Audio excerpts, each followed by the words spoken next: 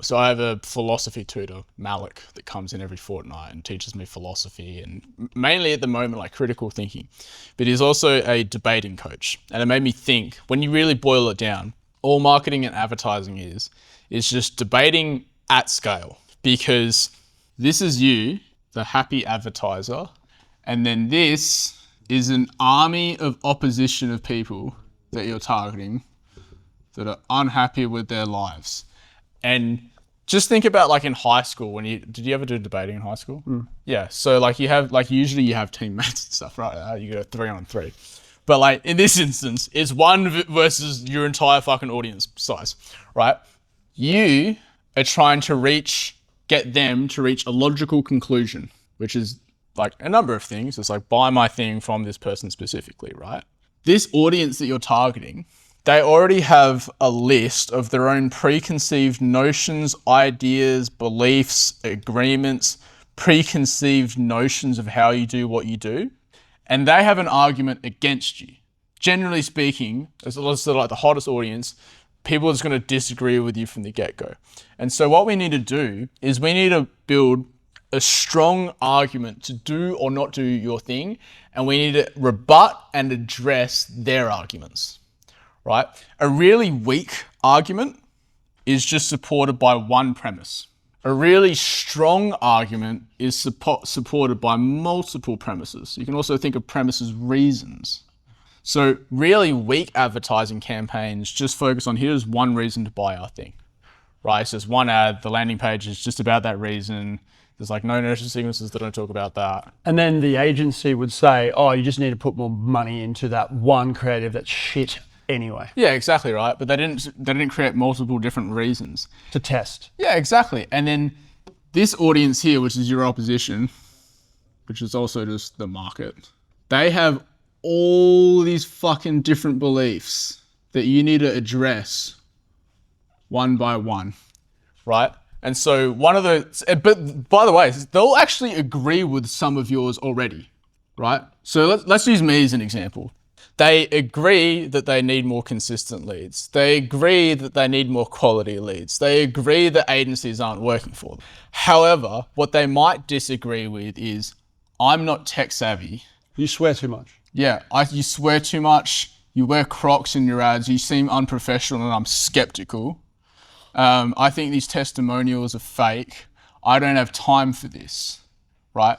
And so what we need to do is we need to create content that communicates and attacks each of these, right? And where we attack them can be in multiple different places, right? It can be, if I was to flip the board back over, it could be in the ad. So addressing like, none of the people in this room thought they were tech savvy, right? Or like, for example, when I won that award, or which one, but like when I won that award, you're not professional and no one thinks. Exactly. Like a lot of people booked calls and told the sales team, I thought Brandon was bullshit until I saw that, right? And so then we attacked that one. So you create artifacts to leverage against those opposing things. Because all it takes is one. Yeah. All it takes is there to be. I agree with that. I agree with that. I agree with that. I agree with that. I agree with that. But I don't think I have time for this. And the only person that can best do that in the business is the business owner. Yeah. The other thing as well is I actually just wiped it off because I had my philosophy tutoring stuff up here. Is humans? I think this is the word Malik taught me. It's called naive realism, which is people, generally speaking, have to go through life believing that they are correct and they are right in their assumptions about how the world works. It's very uncommon, not never, dials not switches. It's very uncommon for people to just question all of their internal beliefs, right? So the people that are in the comments of my ads saying I'm a scam artist, in their world, in their version of reality, they're correct. In my version of reality, they're fucking retarded. But we just need to fucking meet somewhere in the middle. Right? So what you need to do is just constantly think, all right, if I was my prospect, what are all the reasons why they wouldn't do something? And then you make ads about it, you address it in your like landing pages, you address it in the nurture sequences, and then you preempt it in the sales call. And you've got 1.8 seconds to identify. Yep. Because again, I think I'm going to get to psychological resistance in a bit. They're lazy about this, right?